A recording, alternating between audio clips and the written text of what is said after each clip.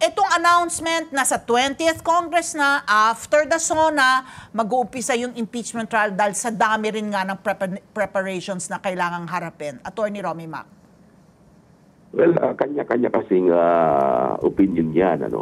Sa akin naman, sarili ko yung opinion na hindi na po pwedeng itawid yan kasi bakit naman maghihintay pa sila ng second Congress kung magagawa naman nila ngayon ito. Ito kasing impeachment, it is a class by its own, sui generis yan Lang ibig sabihin, hindi yan yung regular na pinag-uusapan nila dyan sa Senado.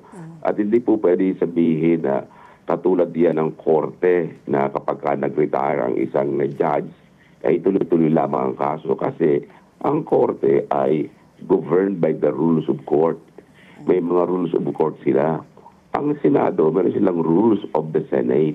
Hindi na pwedeng ihambing ang regular courts sa impeachment court kasi ang impeachment court may sarili silang panuntunan na iyan ay dapat nilang susundin. Na kapag ang Senado ay natapos sa isang kongreso, ang sinasabi ng kanilang rules mismo ng Senado ito, ang sinasabi nila, all pending matters and proceedings shall be deemed terminated. So, yung rules mismo nagsasabi nila na pagka natapos na yung isang Congress na yan, lahat ng mga proceedings sila terminated na yan, ibig tapos na yan. Hindi yan pwedeng buhayin sa susunod na Kongreso.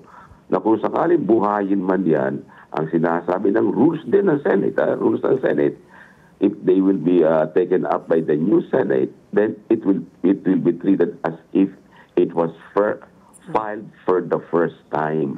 Nang ibig sabihin, ituturing yan na ngayon lamang isinampa sa Senado. At pag nagkataon, pagkaganyan ang nangyari, well, sa aking palagay, sasamantalahin naman yan ng Vice President at sasabihin na ituturing din na bagong impeachment complaint yang isinasampang yan sa Senado. At labag yan sa ligang batas na nagsasabing ang isang impeachable official ay pwede lamang ma-impeach ng isang beses sa loob ng isang taon. So, Attorney, questionin. Pero Attorney Romy, I'm sure na naririnig niyo rin po yung yung side po ni Senate President Cheese Escudero na sinasabi niya kailangan rin po talaga ng masusing pagre-review, pagpeprepara at sabi nga niya hindi naman niya pwedeng abalahin yung itong mga senador na nangangampanya na gustong bumalik po sa Senado. Is that also a valid reason? Kasi two schools of thought When I listen to you, I agree with you. When I listen to Senator Cheese Escudero, I also agree with him. So, paano po mabibreak yung impasse? Is it only the President who can call for the special session? Hindi pwedeng sabihin ni Senator Escudero na nangangampanya ang mga senador.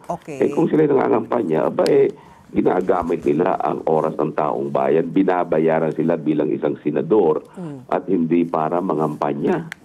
Kung sasabihin ni Senator Escudero na binibigyan ng pagkakataon, hindi dapat yun. What is involved here is public interest, at hindi yung personal interest ng mga nasabing senador. Hindi po pwedeng sabihin na panahon ng eleksyon ito kaya sila ay mangangampanya. No, kasi may trabaho pa rin sila na dapat nagampanan. At yung trabaho yan, hindi na dapat iwanan ng Senado. Pwede nilang iwanan ng Senado kung sakaling wala silang gagawin. Pero kung meron silang dapat gawin, dapat gawin yan. At yung sinasabi ni Senator Escudero na napakadaming preparation, magagawa naman yan itong February, bago mag-end ng February, sa March, sa April, sa May, sa June.